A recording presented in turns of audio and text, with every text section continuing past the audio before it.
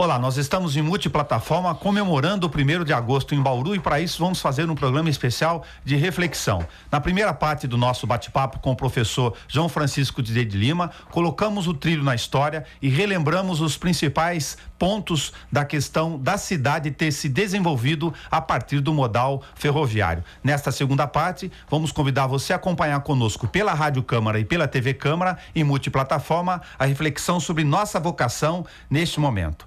Professor, os trilhos, como já é conhecido, a gente conversou na parte 1, deram impulso à cidade, colocaram ela no cenário político, geopolítico e de questão econômica de transportes do estado de São Paulo e do país através da FEPASA, da Ferrovia Paulista, enfim, da Sorocabana e de todos os seus entroncamentos ferroviários regionais e estaduais com ligação, inclusive, além das fronteiras. Mas no final dos anos 80 e no final dos anos 90, a partir dessas décadas, nós perdemos nesta e em outras áreas vários postos de serviços públicos. O que aconteceu naquele período, independentemente do juízo de valor da opção política à época? Certo, não é? Nos anos 90, por exemplo, né? Nos anos 90, começou, inclusive no governo do Fernando Henrique Cardoso, né, o processo de privatização da ferrovia, não é? Eu não sou contra privatizar, você entendeu? Você tem os Estados Unidos, por exemplo, né? É um país onde a maioria das ferrovias são privadas, apesar de você ter ferrovias estatais também lá, não é verdade? Mas, de um modo geral, né, existem as ferrovias, elas são privadas, tem dezenas, centenas de empresas explorando o transporte ferroviário nos Estados Unidos. Mais de 300 mil quilômetros de extensão, ligando oceano a oceano, não é verdade? Então não é essa questão de ser contra a privatização, etc. Mas é a forma como foi privatizado. Foi uma privatização, não é, feita no tapa. Quer dizer, quando as ferrovias começaram a ser privatizadas a partir de 1995, você entendeu? Em 95, não é? O governo não exigiu nada, não é? Não exigiu das empresas que passaram a assumir as ferrovias, não exigiu que elas melhorassem, que elas ampliassem, não é? Que elas se estendessem mais, que elas se modernizassem, não exigiu nada. Só mudou inquilino para cuidar da casa do jeito que estava. Exatamente, você entendeu? E aí, só para você ter uma ideia, o Nelson, só para você ter uma ideia, em 1995, que foi, não é, quando a privatização foi lançada, etc., na verdade, a Estrada de Ferro Noroeste do Brasil, eu tenho esses dados, porque eu lidava com a organização do arquivo ferroviário, né, que foi aberto ao público a partir de 95, inclusive, não é verdade? A Estrada de Ferro Noroeste, ela foi superavitária naquele ano, entendeu? Teve superávit, certo? No seu orçamento, a Estrada de Ferro Noroeste.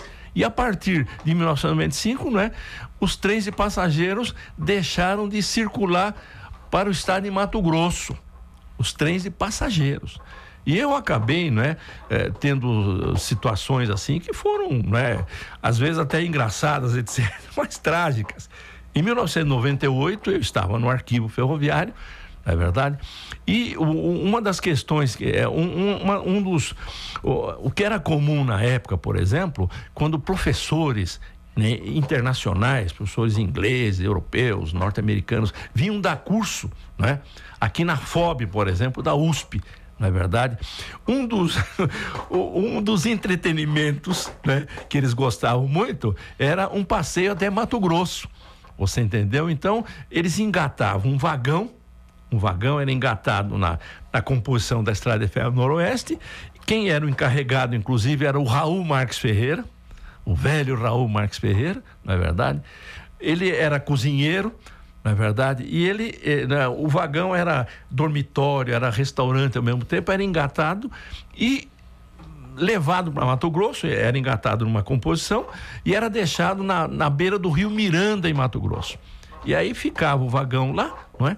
E aí uma semana eles ficavam pescando, né, no rio Miranda, etc. E o Raul cozinhando, O Raul chegou a ter, inclusive, restaurante aqui em Bauru, né? Cozinhava, etc. E aí eles adoravam isso aí, você entendeu? Bom, e aí depois, daí uma semana, quando passava uma composição, o trem era engatado e retornava para Bauru, etc. Então, em 1998, né, eu recebi um telefonema, na verdade, lá no arquivo ferroviário, de um desses professores, que inclusive falavam português já, não é? Chamava John também, John Monteiro, etc. Falava, ô João, né? Nós vamos fazer um passeio aí, vamos dar um curso aí, não é? E a gente queria fazer aquele passeio. E tinha acabado. Eu falei, olha, ô John, você vai desculpar, mas não dá. Ué, mas por que não dá? Falei, porque não tem mais o trem. E ele começou a rir e falou, mas vocês brasileiros gostam de fazer piada. Eu falei, olha, infelizmente isso não é piada. Piada séria e grave. É uma verdade, ué. Não tem mais. Mas como tirar o trem, ué? Tiraram o trem. Mas um trem daquele internacional. Não, tiraram o trem. Na sucessão desses movimentos, nós perdemos uma série de postos públicos. Sem dúvida. E em todos os órgãos públicos claro. que formavam e já tinham consolidado uma vocação da cidade para serviços públicos nessa época. Era uma capital regional, não é? Sede de uma série de serviços públicos, não é? Que serviam a região. Quase todos do interior do estado de São Paulo. Todos, na área de telefonia, comunicação, Senhora. Ferrovia e outros tantos. Era uma capital regional da energia elétrica, capital regional Bauru era. E foi deixando de ser sede, não é? E claro que isso afetou a economia da cidade. A renda per capita. A renda per capita, sem dúvida, afetou, não é? Porque os servidores, inclusive, não é? Foram transferidos, foram servir em outras áreas. Programas de demissão voluntária. Sem dúvida, não é? A cidade perdeu, não é? Perdeu consistência econômica. Isso afetou, sem duvidamente, a economia da cidade. Isso na origem de milhares de postos de trabalho. Nossa Senhora, milhares de postos de trabalho, sem dúvida nenhuma. Você pega Bauru, não é verdade? Bauru tem uma população de 380 mil habitantes, inferior a Piracicaba. Bauru nos anos 50, era a quinta cidade do interior do estado. Você tinha, não é? Você tinha São Paulo, depois você tinha Santos, né? Você tinha Ribeirão Preto, você tinha Sorocaba, Campinas e depois Bauru. Era a quinta cidade do estado, né? Hoje você vai ver quinta cidade não só em população, mas em serviços, né? Em economia, não é verdade? Em geração de empregos, você entendeu? Hoje você vai ver a classificação onde é que está. É? E para deixar nossa reflexão no ar para nossos próximos desafios, já que não cuidamos da nossa história por várias razões da forma como deveríamos, qual é a nossa vocação nesse espaço de tempo agora, a partir daqui para frente? É uma coisa incerta, viu, o Nelson? Absolutamente incerta. Hoje nós vivemos um momento, não é? Que não tem horizontes. Nós não temos condições, você entendeu, de tentar visualizar o que vem aí pela frente.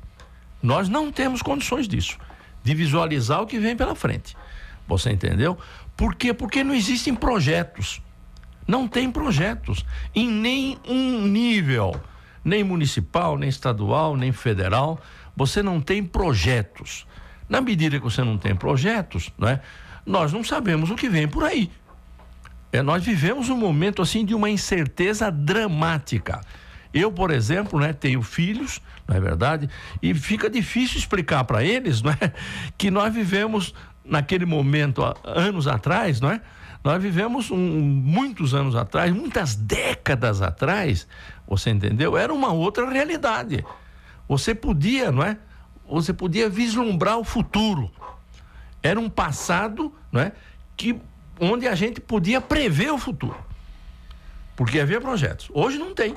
Dois simbolismos significativos desta questão: a Estação Majestosa, que a gente conversou na parte 1 do nosso bate-papo, que está aqui praticamente desocupada do ponto de vista estrutural de sua capacidade, e ganhamos de presente um aeroporto urbano, que é uma vocação para ser discutida do ponto de vista do papel do município frente a essas duas questões. Compra uma estação que não usa e recebe um aeroporto local. O aeroporto local, mas que não fica aqui, né? Sim. É no município lá de Arealva, né? Mas eu digo até do urbano, aqui do aeroporto, urbano, que foi transferido pelo estado para cá, sem contar o de Bauru Areal. Exatamente. Eu passo quase todo dia ao lado do aeroporto, né? Esses dois exemplos colocam interrogações suficientes para a gente pensar para onde queremos ir? Sem dúvida. O aeroporto de Bauru foi inaugurado, né, em 1939, né? O Aeroclube, né? Era uma escola de aviação, quer dizer, né? E hoje nós não é a sede ali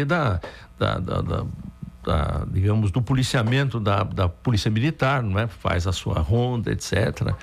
Agora, o aeroporto, né, de Bauru, né? Quer dizer, Bauru, você tocou em avião, não é verdade? Bauru é uma cidade, você entendeu? Por onde passam, né? Sobre Bauru, alguma coisa em torno de 150 aviões. É o Sindacta 4 na rota aqui de Brasília. 150 aviões, né? E nenhum para por aqui. Eles não descem na nossa estação. Exatamente. Aeroviária. 150 aviões, não é? Você vê aquela fumaça toda, não é? E às vezes percebe os aviões trafegando aqui. É um ponto estratégico, Bauru é um ponto estratégico, você entendeu? Então, 146, 147 aviões, não é? De grande porte, aviões a jato, né? Fazendo linhas internacionais, etc., passam sobre Bauru e nenhum desce, nenhum para por aqui, não é? Isso é uma contradição, isso é um paradoxo, né? Isso aí é uma coisa que é triste, né? É triste porque, afinal de contas, a gente tem informações aí, né, de pessoas que vão fazer, digamos, um trajeto aeroviário, não é verdade? Lá para Florianópolis, por exemplo, né? Então embarca aqui no aeroporto de Arealva, você entendeu? E depois até Campinas e depois vai não sei para onde até chegar em Florianópolis. Quer dizer, é uma coisa que não é engraçada, não é? Mas é de uma ironia que isso fere muito, não é? A nossa sensibilidade. Chegamos a um ponto nossa cidadania, digamos assim. Chegamos a um ponto da história que, com reflexão equilibrada em relação ao nosso aniversário, precisamos pensar o que vamos fazer do nosso futuro. Sim, não é verdade. Eu não tenho, realmente, eu acho, por exemplo, para você ter uma ideia, não é verdade? Eu acho que seria uma coisa importante nesse momento que nós tivéssemos uma eleição. Você entendeu? Quando ficam falando aí não, nem fulano, nem o Temer, nem a Dilma, nem não sei o que, não sei o que lá, uma eleição. Eu acho que seria uma boa. Você entendeu? Fazer uma eleição, não é verdade? E aí nós temos quantos partidos políticos? 35 partidos políticos, né? É uma quantidade de partido que não é brincadeira. Mas os partidos, de um modo geral, hoje fazem acordos para fazer troca de cargos, né? Troca de cargos. Não em cima de projetos, né? Quem sabe uma eleição geral, é verdade, ela pudesse, não é, abrir um espaço aí para um debate, não é? Uma discussão. E nessa discussão, evidentemente, que seriam incluídos os problemas básicos, não é, da nossa nacionalidade. A questão da saúde pública, a questão do transporte, a questão da educação, a questão da habitação, você entendeu? Eu acho que os nossos problemas básicos seriam discutidos, não é, nesse debate, certo? Eu acho que seria um debate educativo, né? Na medida que uma das coisas que nós temos, que eu acho altamente positivo, viu, Nelson? É a questão, por exemplo, da liberdade, você entendeu? Nós temos uma liberdade que precisa ser preservada a todo custo. Por quê? Porque nós já tivemos fases onde a liberdade era proibida, não é? Ditadura, etc. Mas então, a questão da liberdade é uma coisa que tem que ser preservada e tem que ser valorizada, não é? Então, uma eleição, não é? Ela seria um acontecimento, né, que abriria, digamos, caminho para uma discussão sem limites, não é? E quem sabe, não é, essa discussão possa aclarar um pouco, não é, os horizontes. Você entendeu? Quem sabe? Professor João Francisco de Lima, obrigado por compartilhar conosco deste exercício de liberdade para falar sobre as nossas vocações, o nosso desafio e com serenidade apontar os caminhos que precisamos pensar para nossa Sem Limites. Sem dúvida. Eu agradeço muito essa oportunidade que vocês estão me dando aqui. Muito obrigado, parabéns, Bauru, e que ela possa encontrar os seus trilhos e ver a sua história a partir do seu horizonte daqui para frente. Até o próximo 1º de agosto.